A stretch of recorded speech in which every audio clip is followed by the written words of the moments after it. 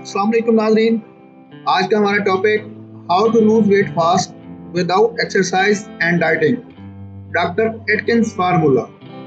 आज हम आपको बताएंगे कि वर्जिश और डाइटिंग के बगैर भी वजन में कमी लाई जा सकती है, मगर कैसे। ये जानने के लिए आपको हमारी वीडियो को एंड तक देखना होगा। अगर आपको वजन कम करना हो तो आपको मशवरा दिया जाता है कि खाना पीना छोड़ नहीं सकते तो कम से कम आधा कर दो और साथ हल्की फुल्की वर्जिश भी किया करो। लेकिन आज हम आपको एक ऐसा तरीका बताएंगे जिसमें आपको ना वर्जिश करनी पड़ेगी और ना खाना कम करना पड़ेगा। आप चाहें तो पेट भरकर खाना भी खा सकते हैं। इस तरीके खुराक में आप जितना भी चाहें प्रोटीन वाली ग़िज़ाओं का इस्तेमाल करें और आपको सिर्फ ये करना है कि कार्बोहाइड्रेट्स वाले खानों से बिल्कुल इज्तनाब करना है। गुज़श्ता 2 दहाइयों में होने वाली दर्जनों तहकीकात में ये बात सामने आई है कि कार्बोहाइड्रेट्स वाले खानों से इज्तनाब से जिस्म पर खुशगवार असरात मुरतब होने के साथ वज़न भी कम होता है। इस तरीका इलाज को डॉक्टर रॉबर्ट एटकिंस ने शुरू किया था। डॉक्टर एटकिंस ने 1992 में एक किताब तहरीर की थी और इसे दुनिया भर में अपने तरीका इलाज की वजह से बहुत शोहरत भी मिली। दिलचस्प बात यह है कि इस तरीका में आप चाहें तो चिकनाई भी खा सकते हैं और माहिरीन का कहना है कि जब इंसान कार्बोहाइड्रेट से इज्तनाब करके प्रोटीन वाली ग़िज़ाएं खाने लगता है तो इसकी भूख भी खुद ब खुद कम हो जाती है और साथ ही इसके जिस्म में हरारों की कम मिकदार दाखिल होती है। एटकिंस ने ग़िज़ाओं को 4 फेज़ों में तकसीम किया है। आइए आपको बताते हैं। फेज़ 1, 20 ग्राम से कम कार्बोहाइड्रेट्स के साथ 2 हफ्तों तक प्रोटीन और चिकनाई वाली ग़िज़ाओं का इस्तेमाल करें। फेज़ 2, आहिस्ता आहिस्ता अपनी खुराक में मेवाजात शामिल करने के साथ फलों का इस्तेमाल भी करें। फेज़ 3, जब आप अपने मतलूबा वज़न तक पहुंचने लगें तो अपने खानों में कार्बोहाइड्रेट्स की मिकदार बढ़ाएं।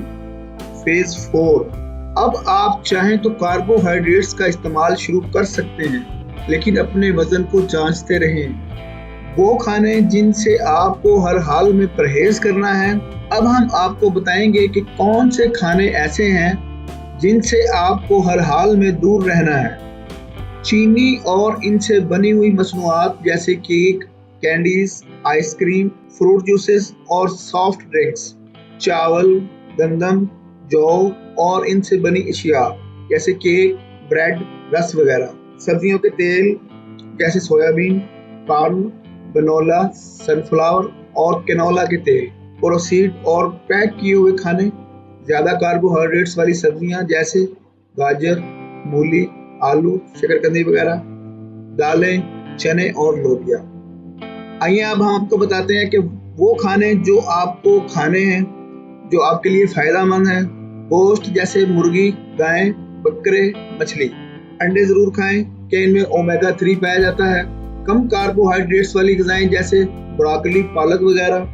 डेयरी मसनूआत जैसे मक्खन, पनीर, दूध, क्रीम और दही, बादाम, अखरोट और सनफ्लावर के बीज। खाने के तेल में जैतून का तेल और नारियल का तेल खाएं। पीने में आप पानी, कॉफ़ी और सब्ज़ चाय का इस्तेमाल कर सकते हैं। आइए अब आपको बताते हैं कि आपने अपने खाने का मेन्यू क्या रखना है। बरोज़ पीर, नाश्ते में अंडे और सब्जियां नारियल के तेल में तली हुई। लंच में मुर्गी और सलाद जैतून के साथ। डिनर में कुछ गोश्त और थोड़ी सी सब्जियां। बरोज़ मंगल, नाश्ते में थोड़े से गोश्त के साथ 1 या 2 अंडे। लंच में रात के खाने की बची हुई सब्जियां और मुर्गी। डिनर में बगैर बंद के चीज़ बर्गर, सब्जियां और मक्खन। बरोज़ बुध, नाश्ता में अंडों का आमलेट और मक्खन में तली हुई सब्जियां। लंच में जैतून के तेल में बनाई गई श्रम्प झींगे की सलाद। डिनर में भुना हुआ गोश्त और सब्जियां। बरोज़ जुमेरात, नाश्ते में अंडे और सब्जियां नारियल के तेल में तली हुई। लंच में रात के खाने की बची हुई सब्जियां और मुर्गी। डिनर में मछली और सब्जियां। बरोज़ जुम्मा, नाश्ते में अंडे और गोश्त। लंच में 1 रात पहले का खाना और कोफ्ते। डिनर में कोफ्ते और सब्जियां।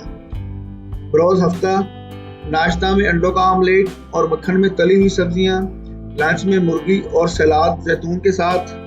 डिनर में बकरे की चांपें, बरोज़ इतवार नाश्ते में अंडे और गोश्त का इस्तेमाल करें, लंच में रात के खाने से बची हुई चांपें और डिनर में ग्रिल किए हुए चिकन विंग्स और सब्जियां। मज़ीद सेहत के मुतल्लक मुफीद मालूमात जानने के लिए हमारे चैनल इलाज बिल ग़िज़ा को सब्सक्राइब करना मत भूलिएगा, ताकि हमारी नई वीडियोस आप तक पहुंच सकें, जिनमें ये बताया जाएगा कि आप अपनी खुराक, फलों, सब्जियों और जड़ी बूटियों के ज़रिए किस तरह अपना इलाज खुद कर सकते हैं। Thanks for watching, subscribe, like and share my video.